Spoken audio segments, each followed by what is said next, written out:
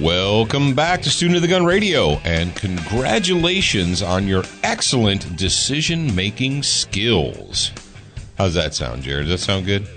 That sound good to you? Sounds good to me. And just in case, this is the first time you've ever listened to Student of the Gun Radio, well, number one, good job for being here. You have made the correct decision. Number two, I am your host, Professor Paul Markle, and I am the Glass Case of Emotion Studios, which is located at Student of the Gun University. And the other voice that you will hear occasionally from the other side of the glass, the really good glass, the excellent glass. I am on the outside. The soundproofing glass. I'm on the outside looking in. You're on the outside looking in. They made a song about that. Yeah, Aaron Lewis. I didn't know it was about me until now. That was Aaron Lewis, right? And Stained? Yep. I have Stained Glass. That's Jared. He is the production engineer. He is the producer. He is the man with the plan who does all the stuff. And welcome, one and all, to the last public broadcast of the week. It is Thursday. We do Monday through Thursday, public hour, available via iTunes, Stitcher, whatever the heck it happens to be that you're listening to it on. And then Friday is the bonus hour. That is the big boy, big girl hour. People are like, well, how do I get that? Well, it's easy. You just go to studentofthegunradio.com and you sign up for the all-access grad program. And you get not only the bonus hour, which you do get, you get the bonus big boy hour. That's when we say what needs to be said even more than normal, because we do have a family-friendly rating. You can listen to Student of the Gun Radio Monday through Thursday in the car with your kids, and fear not, I won't drop any bad words. And if I accidentally do, Jared will bleep them out. But we don't pull any punches on Friday for the grad program hour. That's just the way it is. We're adults. We can handle it. You get the Tactical Tutor newsletter. You get the exclusive behind-the-scenes interviews. You get video. You get all that good stuff. You get access to the Student of the Gun grad program members site on Facebook. And you don't just get that week's. The all-access means that you can go back all the way to the very beginning of the grad program, all the way back to when we started. And also, Jared, they can listen to, like right now we are on episode, according to my show notes, we're on episode 253. Is that correct? It is. We're on 253. But as you, if you listen to us on iTunes or Stitcher or Podcast Republic or whatever, what you probably realize is that they only stock or they only shelve or they only keep the last 50 episodes, and then they drop off as that happens. And you may be new, you may be fresh, you may be thinking, oh man, I want to listen to this or that or the other thing, but you can't unless you're a grad program member. If you're a grad program member, you get to go back. It's all the way to episode 1, is it not, Jared? They can go all the way back to episode 1? Oh, yeah. Yeah. So if you're a Student of the Gun grad program member, you can go all the way back to episode 1 if you feel like it, or episode 73 or 102 or 150 or even 199 if that's what trips your trigger. You can go all the way back to episode 200, the bicentennial episode, if that's what you feel like doing. And you can also read all the Tactical Tutor newsletters back to the very beginning. And also, if you are a grad program member, and you know this, that you are the first one to know when we release new products. We release them to the grad program first because they have an investment in the success of this company and this brand. So, there you go. What else do we want to talk about today? Well, obviously, we want to thank our sponsors because I couldn't sit here behind the black carbon steel microphone in this glass case of emotion. Speaking of which, Jared, did you share the window licker photo? Oh, you did? Okay. Mm-hmm. Tell the audience at home, if they're not hip, where they can go to view the, we're going to call it the window licker Go to photo. Facebook.com/Student of the Gun, or just search Student of the Gun on Facebook. And you can go ahead and look at that picture there. Did you put it on the Instagrammage? No, but I can. You can? Do you have the technology? Yes, I do. You have the ability and technology to do that? Mm-hmm. I think I'm going to have to special order a helmet for your brother's gargantuan cranium. Either that or we're going to have to shrink his head down a little bit. I think we can manage that. Shrink his head down a little bit. Yeah. Preparation H and Saran wrap. We're thanking sponsors. We're thanking Duracoat. They are our featured sponsor of the week. We'd like you to, one per week, if you're feeling generous and kind, to go over to the Duracoat Facebook page, and that's Duracoat Firearms Finishes of Chippewa Falls, Wisconsin, and just leave them a note. Say, hey, heard about you on Student of the Gun, appreciated what you guys do, thank you very much for being here, whatever you feel like saying, I don't care.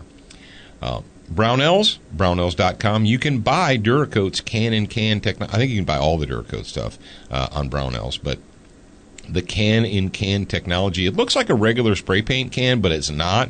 It's actually Duracoat with the color and the hardener. And follow the directions, pay attention. It's not just regular spray paint. You actually have to read the directions. Oh, man. Dude, if I have to read the directions, I'm out. No.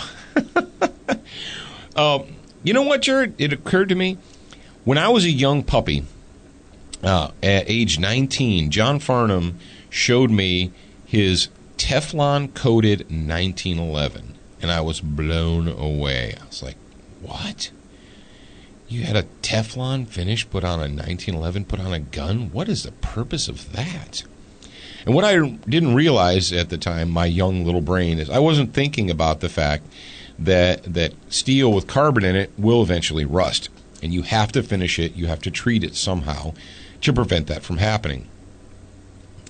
A firearm is an investment, and Cooper knew this. Jeff Cooper actually wrote an article, a short article, where he pointed out that firearms in America are actually a bargain.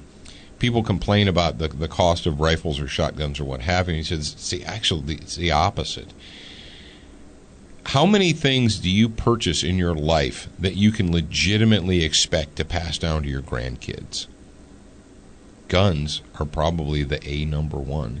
You might have said gold, or you might have said, but are you going to pass down your car to your grandchildren? Maybe a motorcycle? Very few things that you possess, that you own, can you legitimately expect to pass on to your grandchildren. And firearms are probably the number one thing that you can. And there's no reason. I'm very fortunate to have a couple of guns that were passed down to me from my grandparents, both on my mom's side and on my dad's side. And they work just fine to this day because they kept them clean, they kept them oiled, and now they work. Think about that.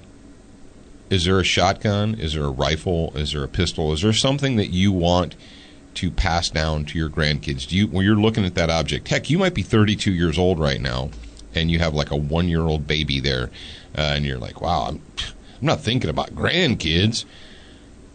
Is there something that you want to make sure you want to take care of that? And one of the ways that you take care of your firearms is to ensure that the finish is a solid, good, flaw-free, flawless finish. Mm-hmm.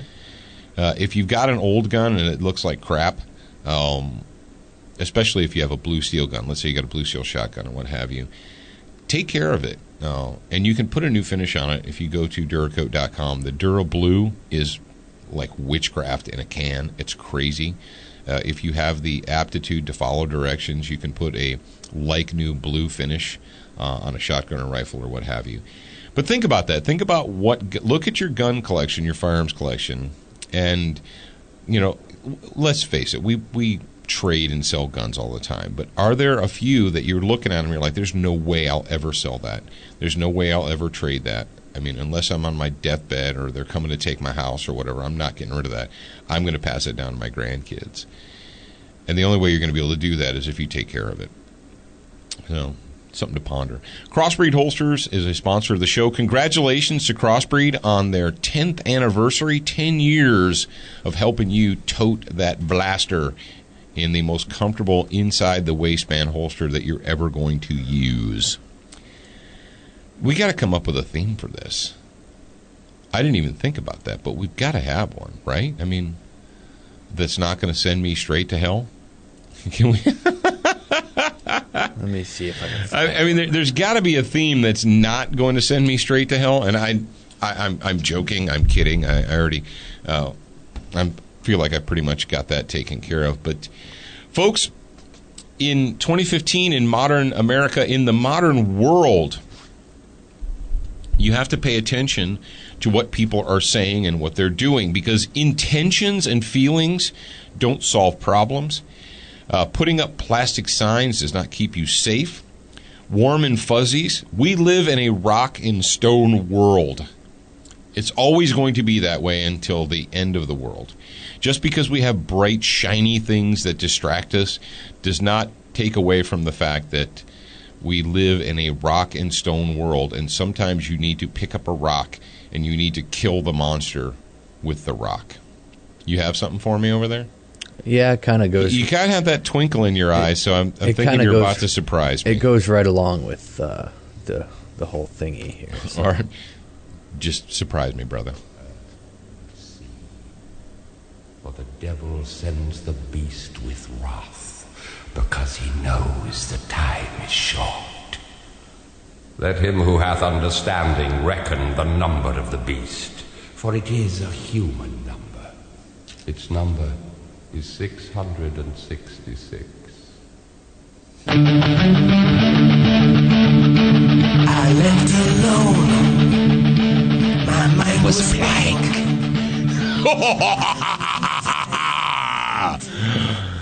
I saw that, and I was like, ooh, that's Iron Maiden is definitely going to be it. Why does the Pope hate your guns? What do you mean, why does the Pope hate my guns? Well, we already did a Student of the Gun radio where we discussed the fact that Pope Francis went public to excoriate gun makers and say that people who manufactured guns, gun makers, could not be Christians at the same time, and that those were mutually exclusive. And we pointed that out to you. And we thought, okay, here's the deal. I'm sure that you are aware that Pope Francis just came to the United States of America, and everyone was distracted. Apparently, while Pope Francis was distracting the American public, Comrade Barry released one of the top terrorists from Gitmo so he could go back to the sandbox and play his terrorist games. But that's no big deal because we don't care anymore. The story comes to us from Breitbart.com. On September 24th, the title is, let's see what, it says, Pope Francis scolds Congress for gun and weapon sales.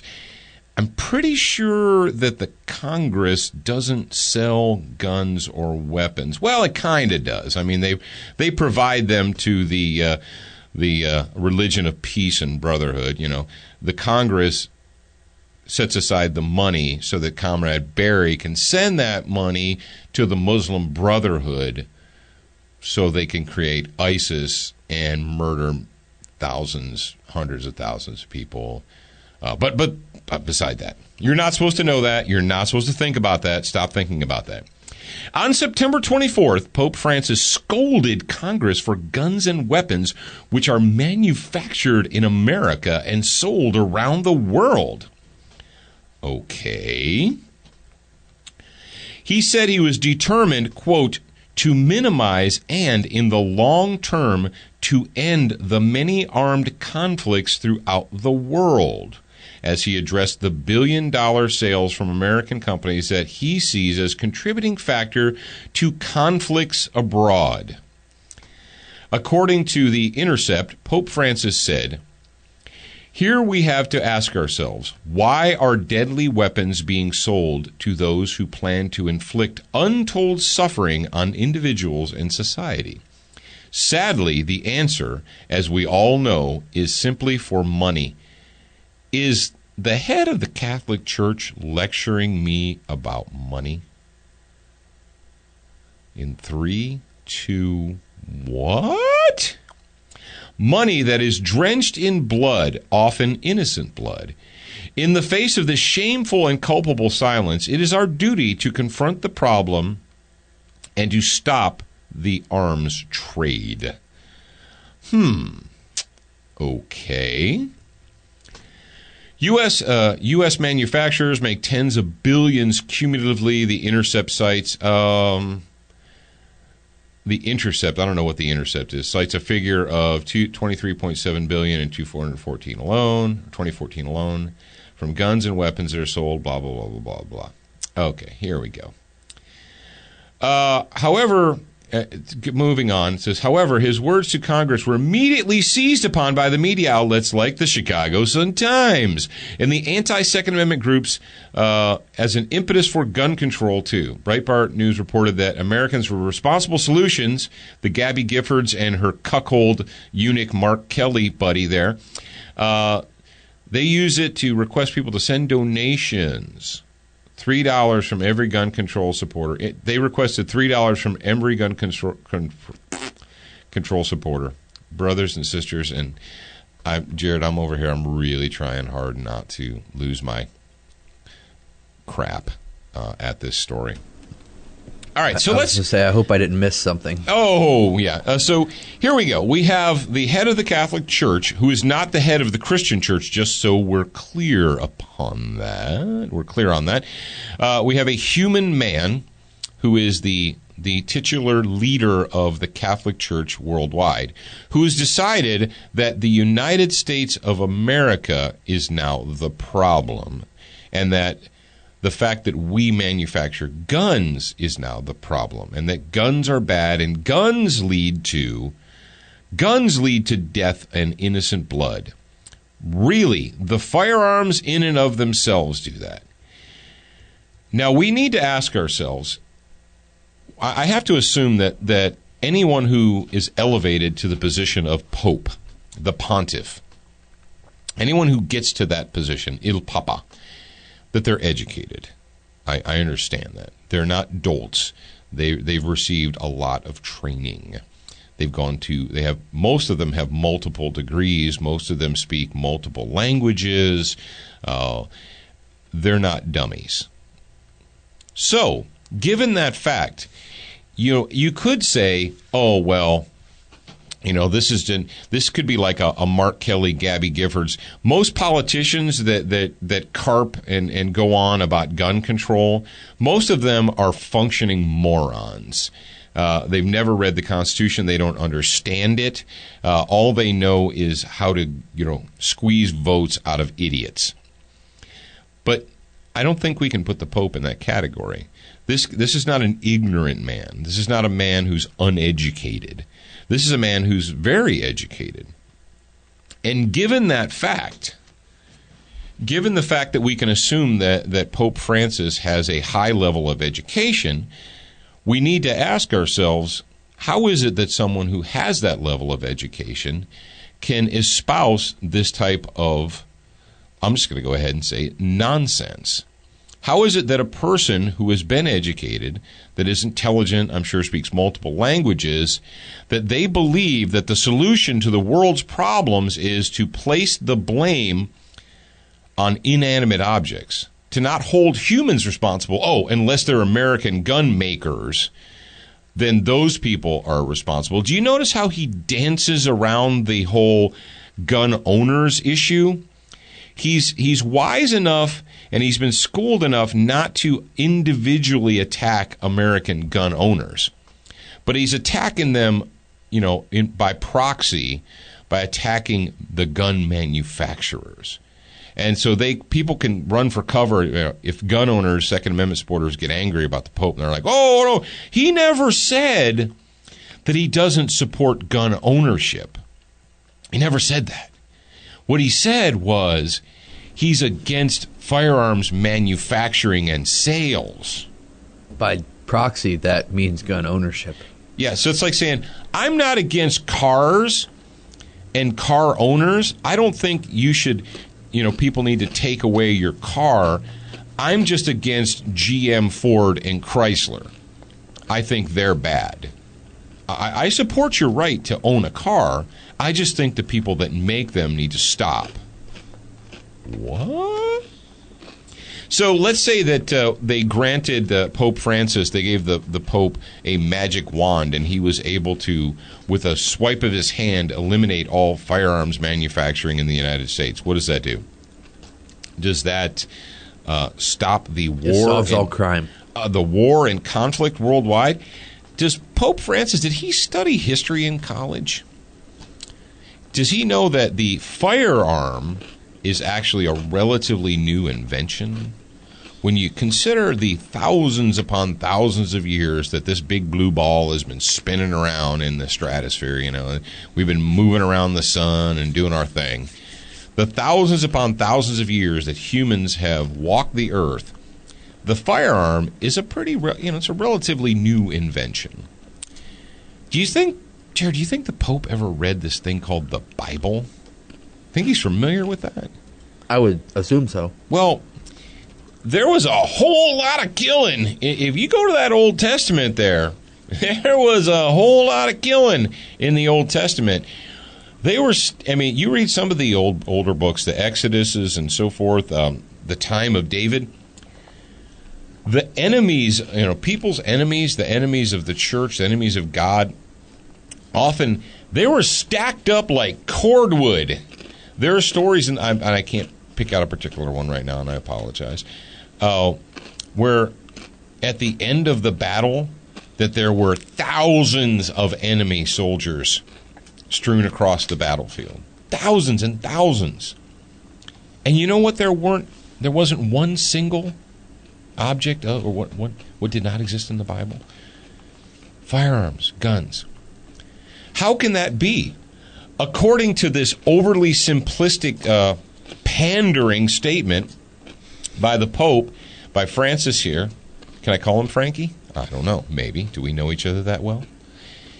Frankie says that in order to stop the world's conflicts, we need to take away their guns.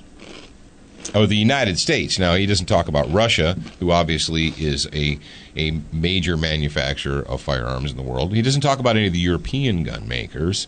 He doesn't mention what do the Swiss Guard carry? Do the Swiss Guard carry SIGs or they carry HK? I'm not sure if they carry SIGs or HKs, but I bet you it's one of those two. And where are those manufactured? Is SIG manufactured in Massachusetts or Texas or Florida? Pretty sure that's in Europe. And HK, Heckler and Koch, where are they? I think in Germany. I don't know. So, did the Pope disarm the Swiss Guard, his personal bodyguard? I'm going to go with no. Maybe I missed that story. I might have missed the news story where Pope Frank decides that guns are bad, therefore he will no longer allow himself to be guarded and protected by guns or halberds or pikes. Did you watch the episode of Archer where they had to protect the Pope? And he's like, "Oh, a pikeman?" He's like, "That's ceremonial, Archer. They have MP5s." Oh. The pole arm, the halberd, whatever. Do the Swiss Guard? I've seen the Swiss Guard. I've talked to the Swiss Guard. I've been right there. Those of you who've been following Student of the Gun for a long time know that one of the things I've done in my life is I was actually involved in the security mission for the visit of Pope John Paul II to Denver, Colorado in 1993, and I actually got to talk to some of the Swiss Guard. They have black earpieces. That's how we knew. Remember I told you that, Jared? That's how we knew the Pope Guard, the Swiss Guard. We could tell them from the Secret Service because they're all wearing dark suits and dark ties and what have you. But the Secret Service had the clear, see-through, flesh-colored earpieces, and apparently they hadn't gotten those in Europe yet because all the guys on the Pope's detail had black earpieces hanging down under their collar. So that's how we could tell the difference.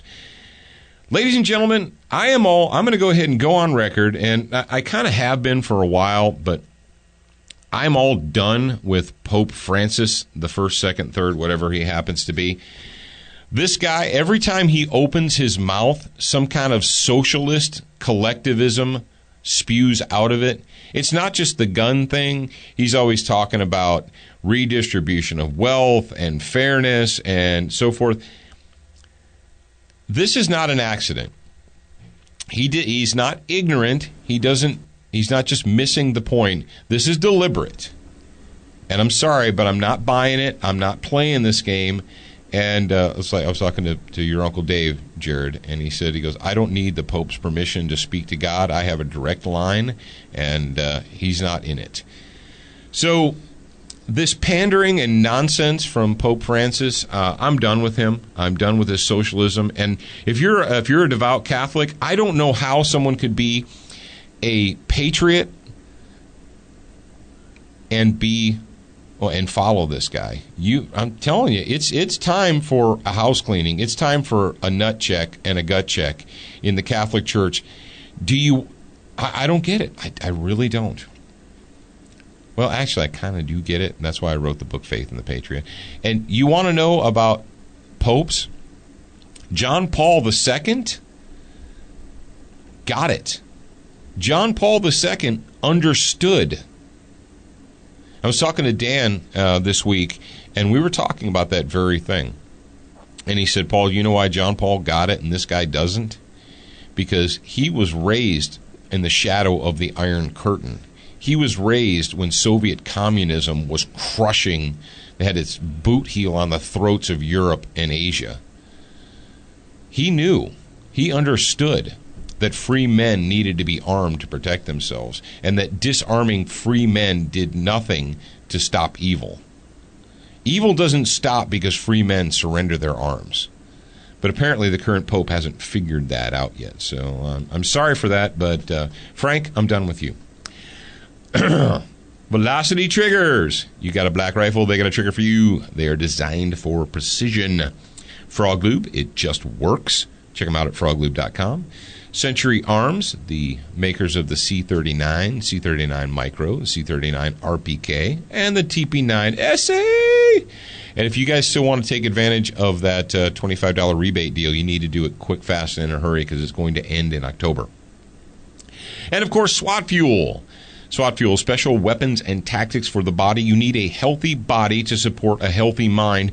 And right now in America, we need the strongest minds we've ever had. You need the ability to clearly think. I know, it's crazy. Use the promo code SOTG2015 when you check out at the SWAT Fuel store. And that will help you save 10%. And that's righteous. Even if you don't save anything, it's still a good deal. But all right, let's talk about the EMS story that I promised to talk about yesterday. This story was shared with us, and it comes from EMS1.com, and that is a website, and the story is by Nicholas Miller. Nicholas, what do you got for me, brother? Well, Nicholas says, according to the story, it says, why police need to train to use and carry an IFAK. You're like, what is an IFAK? Well, I will tell you what an IFAK is. The modern individual first aid kit, or IFAK, also known as a blowout kit or a VOK, if you're a tactical response alumnus, the ventilated operators kit. The IFAK was developed as a result of research performed into the causes of preventable death in combat during Operation Enduring Freedom in 2003-2004 and Operation Iraqi Freedom in 2006. The findings were sobering. The number of preventable deaths in combat accounted for 7.8% of total combat deaths. This significant number had remained essentially unchanged since the Vietnam War. Wow, that's crazy. I didn't know that it was that long and it remained unchanged. Well, I'll tell you why it did. When I was when I joined the Marine Corps in the 80s, we were essentially, the military has a really bad habit of training for the last war that they fought, because it's kind of like that's their point of reference. In the 80s, we were still doing jungle warfare and so forth, but we were also preparing for a massive Russian invasion of Europe, that kind of a thing, a big land war. But the gear that we were given, like the first aid kit that I was issued as part of 6 Marines, was basically the exact same first aid kit that they were giving to troops in Vietnam. It had the green blood soaker tie bandage. It wasn't a pressure dressing. It was just a bandage, a battle dressing, I guess they called it. a green battle dressing that had a blood soaker, and then it had green ties, and you learned how to tie that. But it really wasn't a pressure dressing in the current sense. There was no tourniquet, obviously. We didn't even talk about those. Well, we talked about them as a last resort after all their means had failed. You had iodine tablets, a couple of Band-Aids, a safety pin, and of course the ubiquitous green cravat that we've seen on the heads of every soldier in every Vietnam War movie you've ever watched. And the Marine Corps hates and hated. They would get that thing off your head. We would go to the field and we would try and emulate, our dads and grandfathers, and we'd go to the field, put the green cravats on our heads, and it took all of maybe like 3 seconds for some staff sergeant or gunnery sergeant to scream at us to get that stupid thing off your head and put your cover back on. You guys know what I'm talking about. But really, in the 80s and even through the 90s, the first aid, combat aid, whatever you want to call it, the program it moved really slowly. The Army had what they called their Combat Lifesaver program, where they would teach them to do crazy stuff like, not crazy things, but start IVs and what have you. And Combat Lifesaver was way more advanced than the basic first aid that we were getting even in the mid to late 80s. Well, all that changed with the current global war on terror because, quite frankly, during the Cold War, the military they weren't overly concerned about ground troops. They knew they had to have them, and they knew that they had to have an Army and a Marine Corps and so forth. But in their minds, the next war was going to be one with ICBM missiles and B-52 bombers and nuclear submarines and all that jazz. They weren't thinking that the war was going to be won by putting massive amounts of ground troops here and there and everywhere. Until 9/11, 2001, and they're like, oh crap, now we have to, rather than just nuke these people back into the Stone Age, which is what we thought we were going to do all during the 70s, 80s, and 90s, they decided, we just can't do that. We have to actually do a surgical police action where we send our troops in and go house to house looking for bad guys. Well, you start sending them house to house, city to city, looking for bad guys, and they start getting ventilated. And they're bleeding to death. The 3 major preventable deaths in combat are uncontrolled hemorrhage, airway obstruction, and then the last one is a tension pneumothorax from a punctured lung. So what did they come up with? Well, they came up with the TCCC program. We've talked about it before, but it's the Tactical Combat Casualty Care Program. Tactical Combat Casualty Care teaches self-aid, buddy aid. Back in the olden days, the old movies of, a trooper, a soldier gets shot and he goes down and he screams, medic! Or in the Marine Corps, you scream, corpsman! And that was the mentality we had. Yeah, we went through first aid class, but first aid class was pretty, it was pretty sparse. It was pretty Spartan. They really didn't do a lot. We didn't do it very often at all. You did it in infantry school. In infantry school, you had to go through a first aid class, and essentially it was a warmed over or a green camo version of the American Red Cross first aid. That was it. They weren't really serious. We didn't do serious moulage training. We didn't do serious stress training. We didn't learn how to put pressure dressings on. We didn't learn about decomp needles. We didn't learn about chest seals. They told us, we went through the motions like, well, if you find someone with a hole in their chest, take their ID card and tape it to their chest. Or they would say, take their the packaging, the plastic package from a cigarette pack or the plastic package from a bandage and tape the hole shut. And they taught us how to do the 3-sided vent and all that stuff. But what I thought was funny, Jared, is that they would tell us that. They would go through the manual and they're like, for a sucking chest wound, you need to take something, plastic, like an ID card or whatever, and tape it to the chest. And you know what we never had in our first aid kits? What? Tape. Oh. They would tell you that. They're like, this is what you do. You do that and you tape it to the chest. But you looked in the kit that they issued you, there wasn't any tape in the kit that they issued you. I don't know where we were supposed to get this mythological tape from, but it was in the manual. It's like, well, that's what you should do. But hey, yeah, you back in the third row. Where are we supposed to get this tape in the middle of combat? You know, we're on the street in a foreign city, and you're like, tape it to there. It's like, we don't have tape. I don't know. Go to the store and buy some. And that is why there's a 3-foot roll of duct tape in every IFAC that is issued to every trooper that's going overseas now. Mind blown. It only took 25 years to get the tape into the first aid kits. So Nicholas says he goes back and he essentially references all of this, the jazz here, preventable deaths, the major hemorrhage, airway obstruction, and so forth. Airway obstruction. How do you, as a little trooper, ensure that someone has an open airway? You say, oh, you do the head tilt, chin lift, or neck lift, or whatever the Red Cross says you're allowed to do today. Okay, well, what am I supposed to do now? Well, what do you mean? Just lay there and hold their head open, make sure they have an airway. Yeah, but how do I put a bandage on this guy and treat him and go for help and do all that other stuff while I'm kneeling next to his head doing the head tilt chin lift? I don't know. Just do it. I know, exactly. All right, the need for civilian law enforcement IFACs. Recent events such as the Boston Marathon bombing and the Fort Hood shooting and several other mass casualty shootings have made it clear that law enforcement officers, like the military, must be prepared to provide immediate life-saving first aid.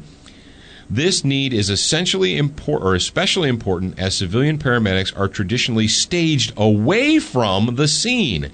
Dude, it took these guys 6, 7, 8 years to write this article. How long have we been talking about this? We've been talking about this forever. Like not forever. All right, let's say since 2007, 2008. We've been talking about this on Student of the Gun. I've been talking about it. They're like, oh, we have paramedics. Where are the paramedics? Well, they're 2 blocks away, and they'll come when the scene is secure. Yeah, but the scene's not secure, and that dude's bleeding to death. Okay. So they admit that, yeah, paramedics are staged a safe distance away and do not enter the scene until it is completely secured. This time delay can prove deadly when rapid bleeding and airway obstruction is present. In the Fort Hood shooting incident, the officer who stopped the assailant was shot through both thighs. She did not have an IFAC.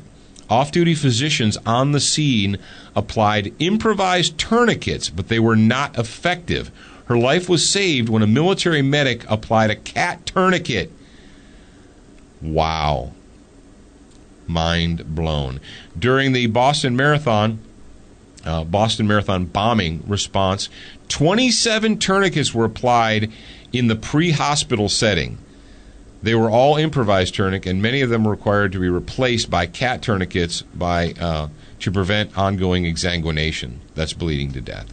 And what do we know? We've used that audio many times, that the head of emergency medical services for Boston Medical went and said the use of tourniquets after the bombing absolutely saved lives.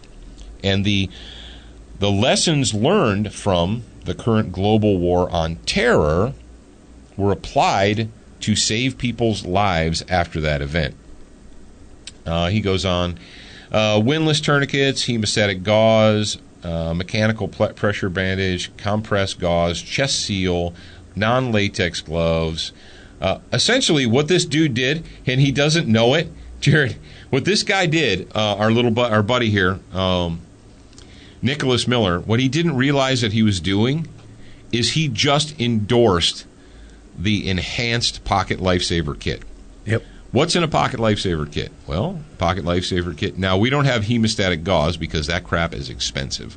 Hemostatic gauze, that came out of the powdered hemostatic agent.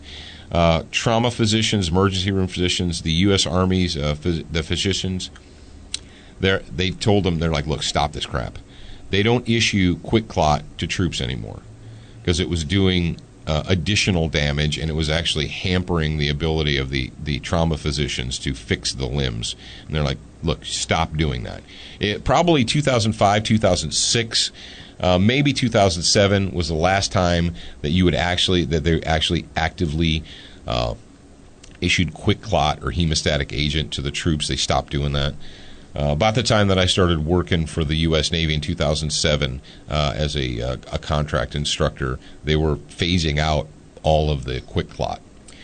But what that morphed into is they took the gauze and impregnated the gauze in hemostatic agent. So you had quick clot gauze, and pretty much every medical company now has some type of, they have their own version of a hemostatic gauze, and that's a good thing because you can pack that into wounds and into holes and what have you. Pack that wound and soak up all that blood.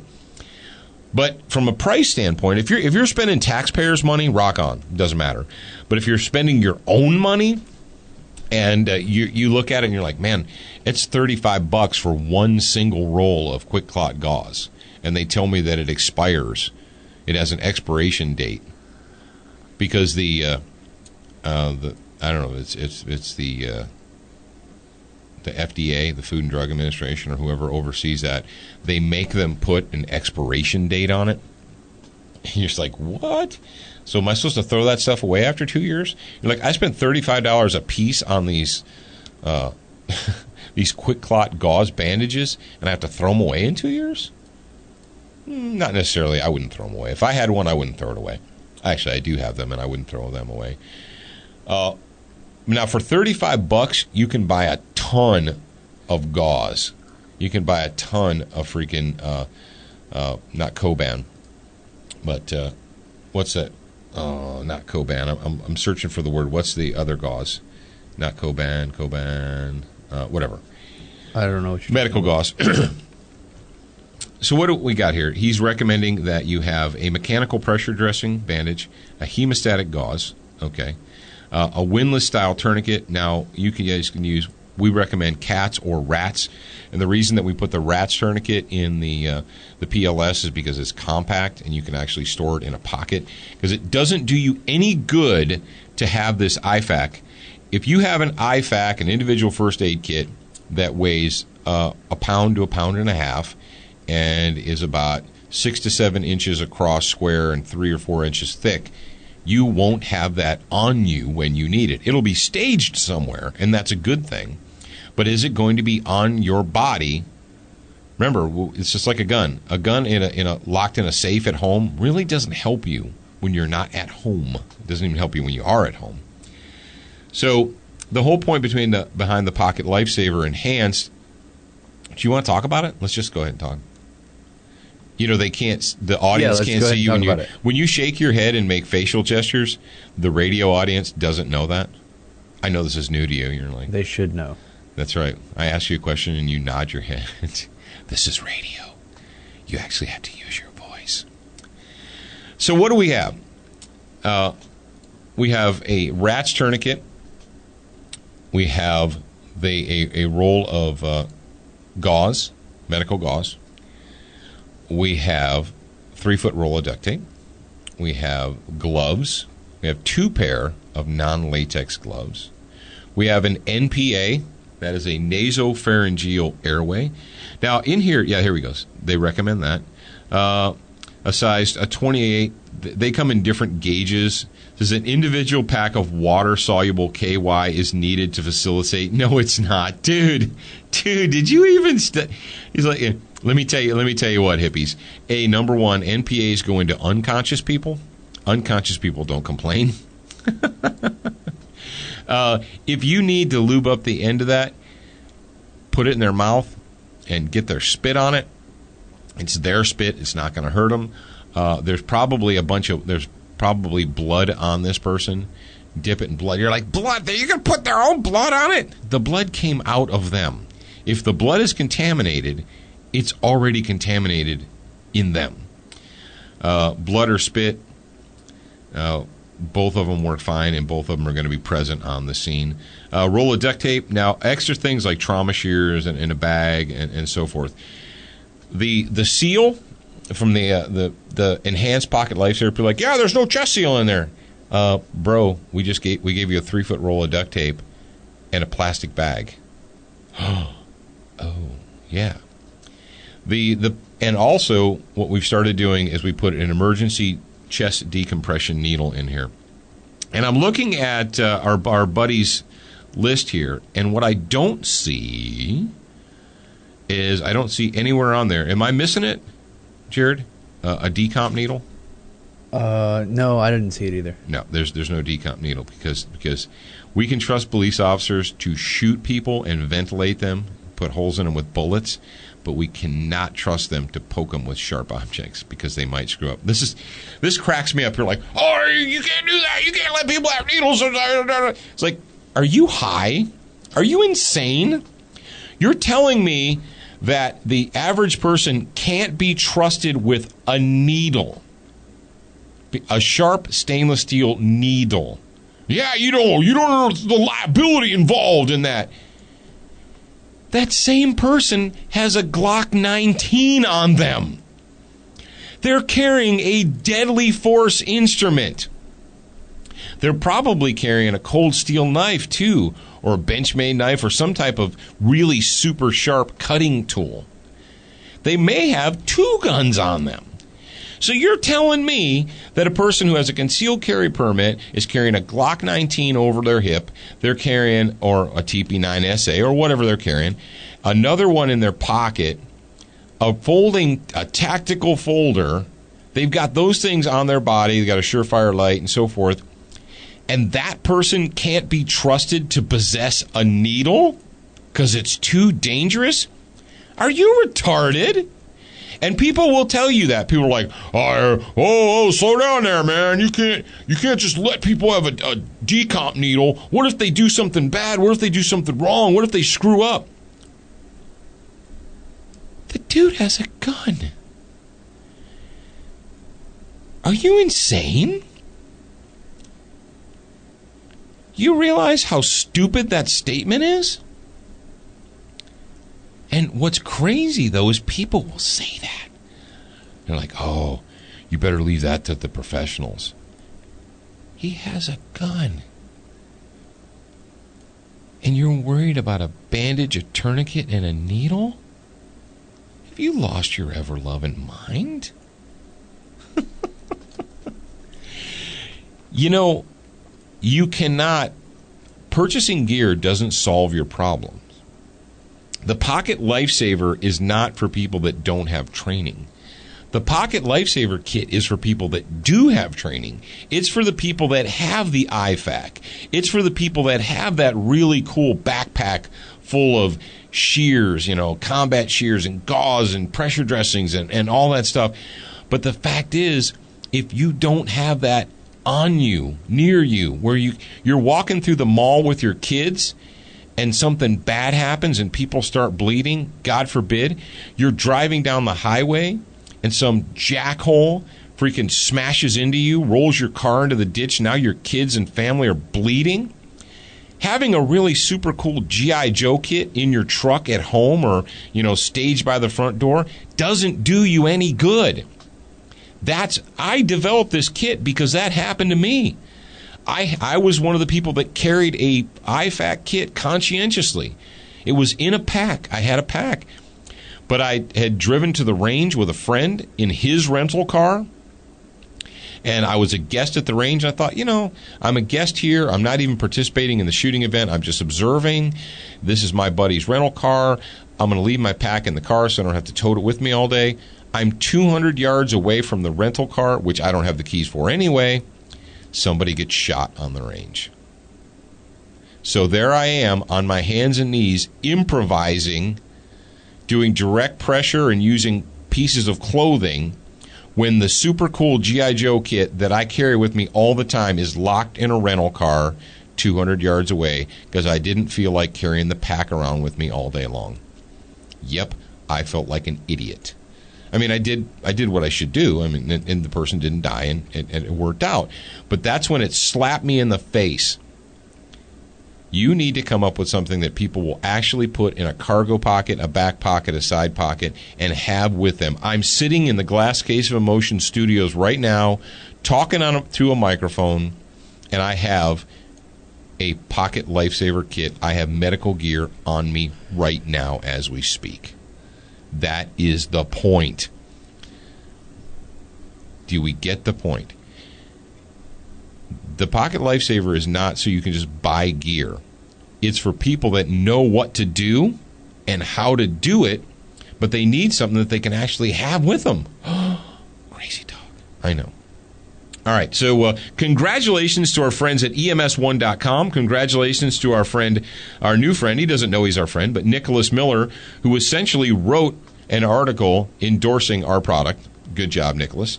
He wrote an article that states something that we've been trying to express to people for a long time. If you are a police officer and you're working for an agency and they don't give you emergency medical training, that's wrong. They're screwing up. You're behind the 8 ball. It's time to get your crap together. Wow. Man, that was 50 minutes. That was fast 50 minutes, wasn't it, Jared? That was. All right, ladies and gentlemen, children of all ages, that is it. We are done for the week. The public broadcast for this week is over. All of you grad program people, we will talk to you tomorrow. But remember, you're a beginner once, but what should you always be? Well, you should always be a student for life. Talk to you next week. Bye.